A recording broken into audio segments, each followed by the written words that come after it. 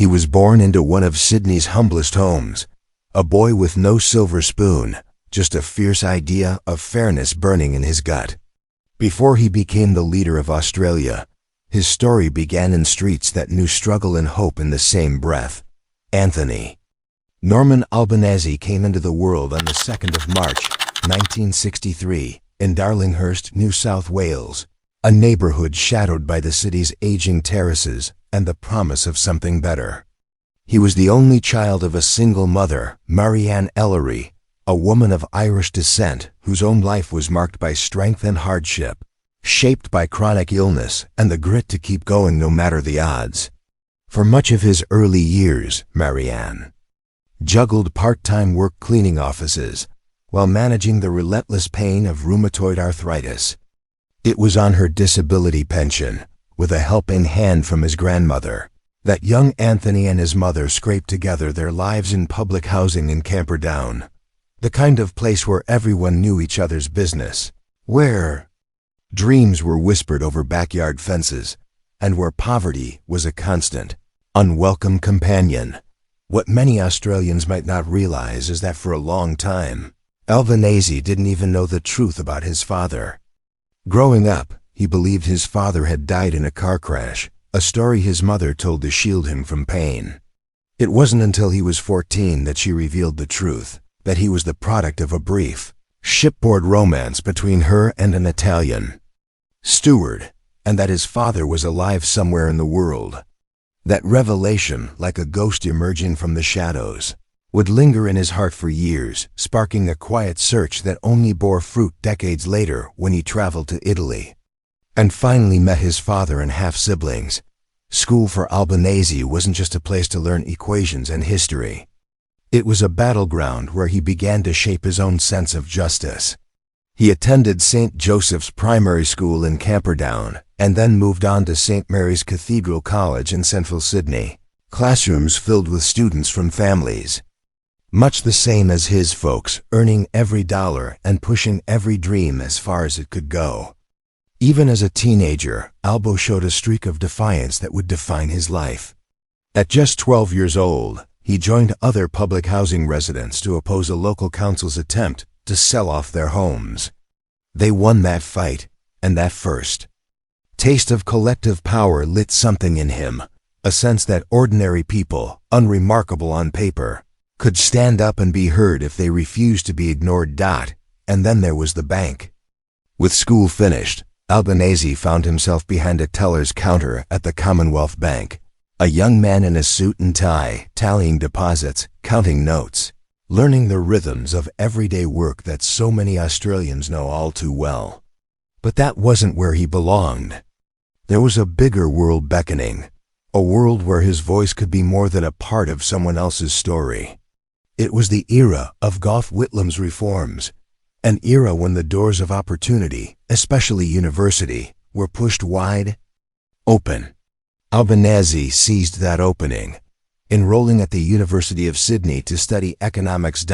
In the lecture halls and library corridors of Sydney Uni, Albo wasn't just cramming for exams. He was learning to argue, to lead, to see beyond his own backyard. He took on student politics, throwing himself into the life of the Students' Representative Council, even though his bid for presidency ended in defeat. But that didn't break him. It reminded him of something very real.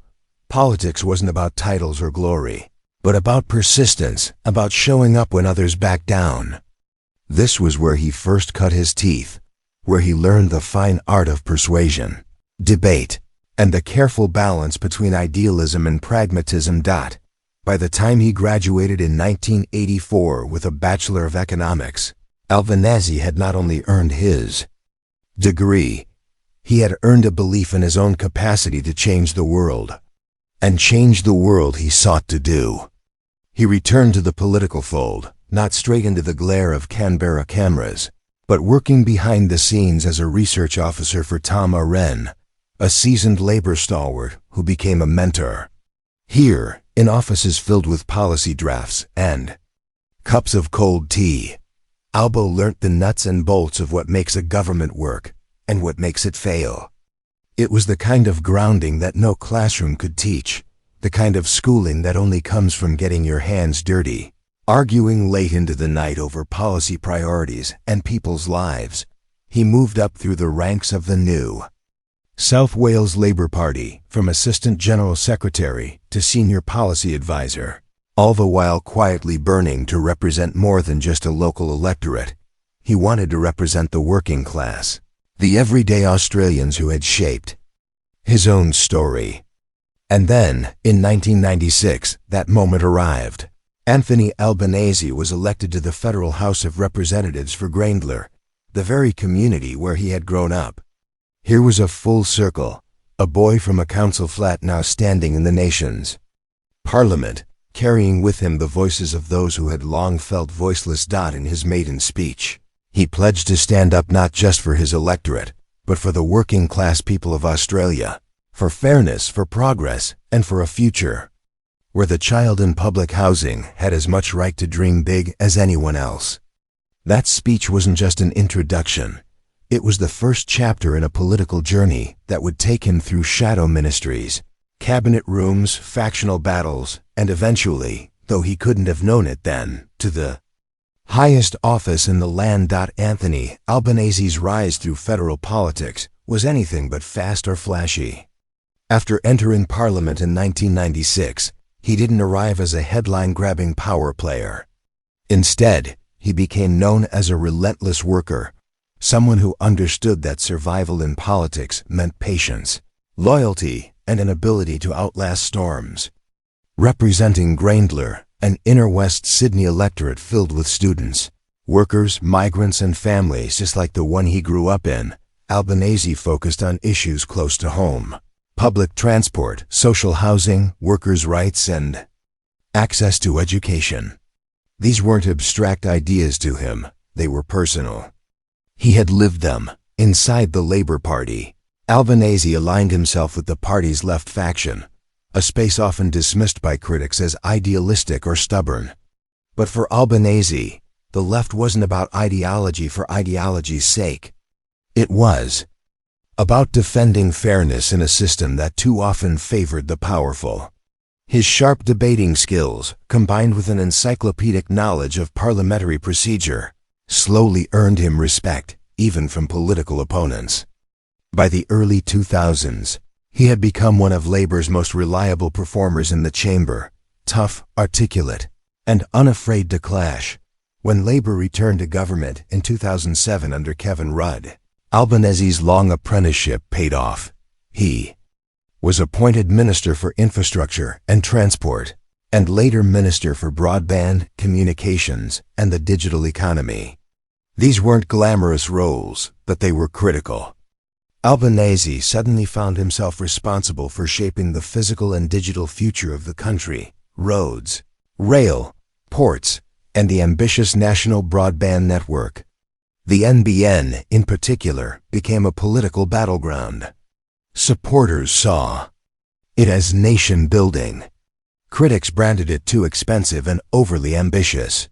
Albanese stood firm, arguing that Australia's future depended on strong public infrastructure, just as earlier generations had depended on railways and highways. But government life wasn't just policy and progress. Behind closed doors, Labour was tearing itself apart.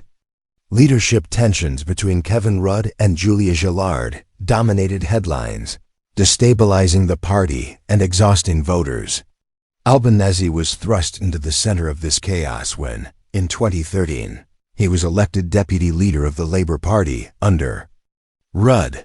It was a moment of pride, but also of pressure. The party was wounded, divided, and staring down a likely election defeat. That defeat came later that year. Labour lost government, and the scars ran deep. In the aftermath, Albanese faced a defining crossroads. With Bill Shorten elected as leader, Albanese stepped away from the deputy role and into opposition, returning to the backbench. To some, it looked like a step backwards, a fading star. But for Albanese, it was survival. He stayed connected to his electorate, focused on policy, and waited. Then came 2019, one of the darkest nights in modern labor history. After years of polling suggested victory was inevitable, Labor suffered a shocking election loss under Bill Shorten. The party was stunned. Supporters were angry.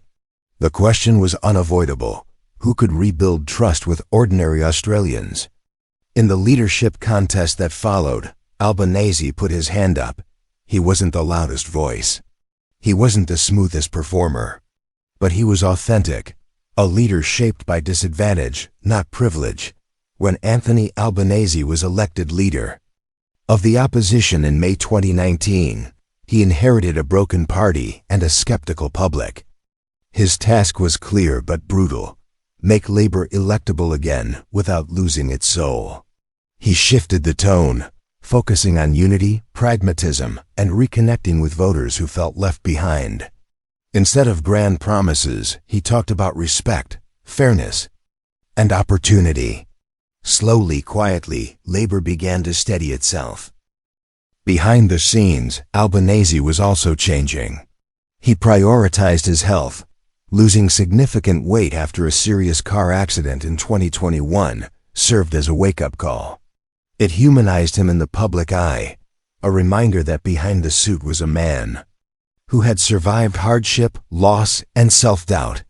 As the next election loomed, Albanese positioned himself not as a savior, but as a steady hand. By the time Australians headed to the polls in 2022, Anthony Albanese had transformed from a long-serving political insider into something far more powerful, a symbol of quiet resilience.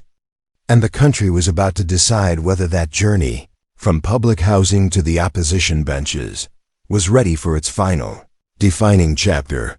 The final chapter of Anthony Albanese's story began on election night in May 2022, when years of persistence, patience, and quiet rebuilding finally collided with history.